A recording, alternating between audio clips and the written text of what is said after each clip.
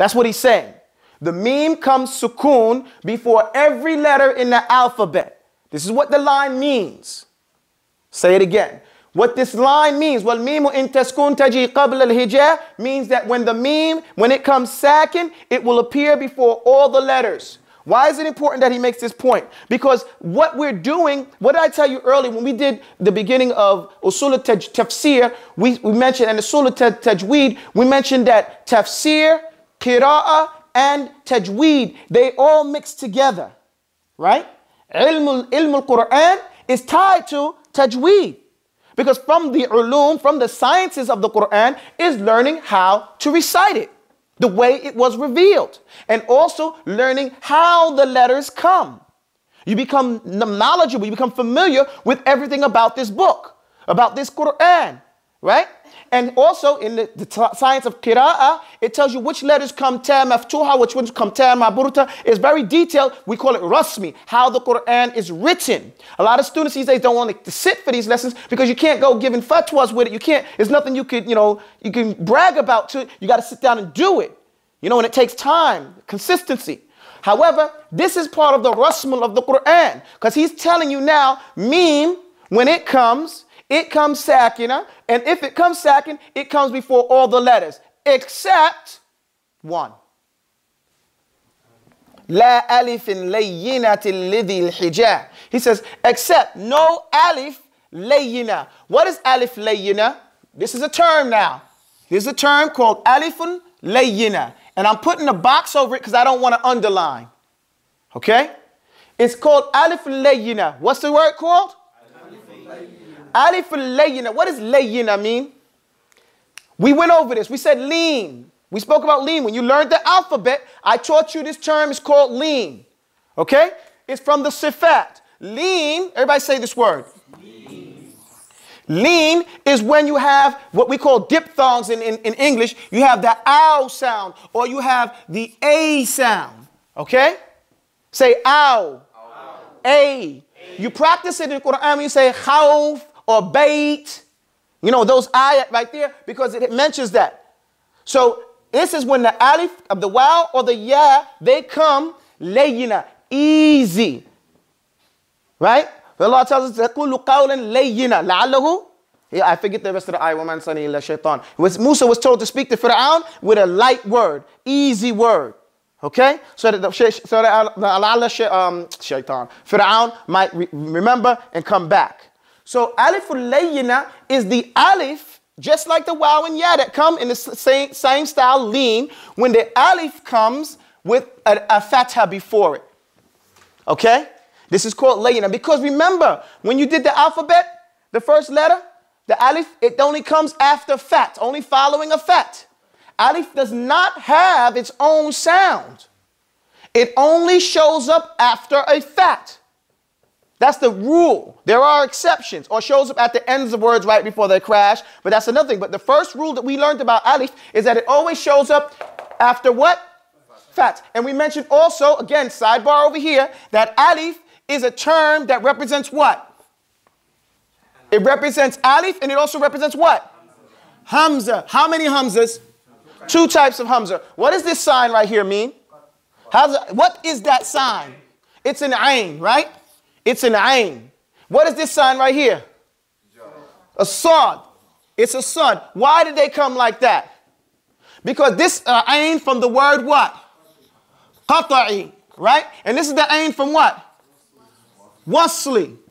All right? You get that? Wasl means to join. So you put the sad. Qati means to cut it. So you have that. So when you recite this, whenever you see this one, you say a-i-u. It cuts into the word, right? And when you see this one, it joins. You just join it. And it rides upon the alifun, the waw, and even yeah. That's with the hamza, right? But we call it alif. So alif is itself and also hamza. Alif is itself and also hamza. Well, hamza is itself, not else. That's it. Jazakallah khair. Assalamu alaikum, ma'am. That's it, not else, just Hamza, Hamza. And he says Hamza, Hamza, why? Because it's Hamzatul Qata'i and Hamzatul Wasli. You see how if you memorize one lesson, it helps you in the other one? Okay, that's that right there. So, That's what we're talking about with regards to the Hamza and the Hamza to al-Wasli and Hamza to Qat'i. When we're dealing with the Alif, it only comes after Fatha. Right? So if that's the case, there cannot be no Mim or Sakina before an Alif, can there? Now before an Alif Layyina. Can there be? Do you guys follow me or don't follow me? I didn't think this was difficult because if Mim is Sakin, Mim comes Sakin right here, then there's an Alif. Can there be an Alif there? Why? Because Alif can only come before a what? A Fatha. And if it's Fatha, then it's not Mim Sakin, is it? So that's why he says, La alifin layyina lidhil hijab. Dhil hijab means the one who got an intellect. Smart guy. Wa alaikum salam wa rahmatullah. Dhil hijab means dhul aql, the one who has an intellect. Whoever can think, can know that we're not talking about alif layyina when we mention al-hijab. Everybody follow me in this right here, or did I go too quick? Wow.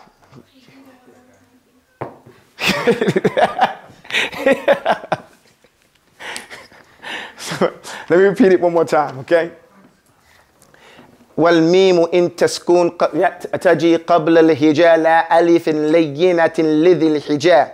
He says the meme, when it comes sakina, it comes before every letter. Okay? It comes for every letter. It comes before ba, ta, tha, jim, ha, kha. Okay? All dal, dhal, ra, zay, sin, shin, sad, dad, ta, dha, ain, ghain, fa, qaf, kaf, lam, mim, nun, ha, wa, ya. La alif and layyina. You notice we didn't say alif. It doesn't come, however, before alif and layyina. What is alif and layyina? The alif that comes with waw and ya. No, with a fatha before it. Okay? And this should be well known to the one who has hijab, has an intellect, who can think.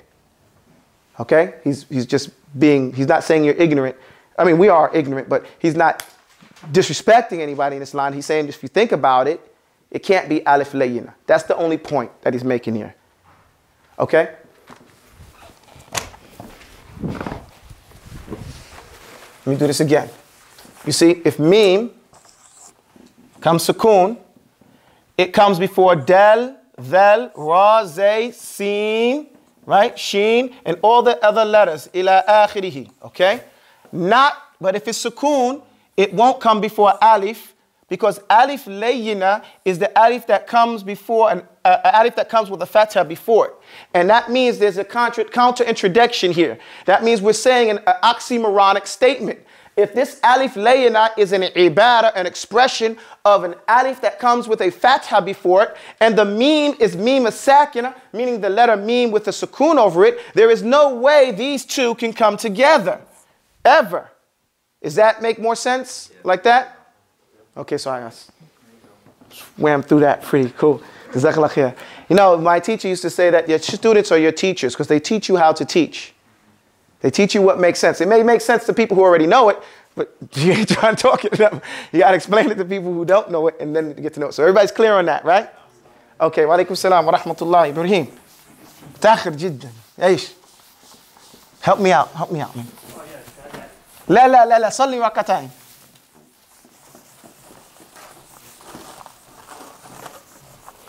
Okay.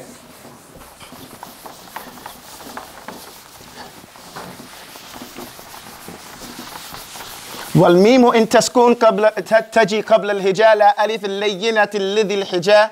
That's the first line right here. أحكامه ثلاثة لمن ضبط. The next line goes as such. أحكامها. What am I saying? Okay, I'll read my notes. What I wrote, I said this line means that the mim sakina will come before every letter in the alphabet except aliful layyina. And this is because aliful layyina only comes before letters that carry fatha. Also, the alif is called layyina or relenting because it sounds relents to whatever the preceding letter is. For example, ma, la, tha. Each has an aliful layyina in its construction, and in each the alif sound relents or gives in to the sound of the letter before it. Now, I'm not going to put that on the board because that is just something lugatan that really doesn't, linguistically, that really doesn't really make a point for us right here.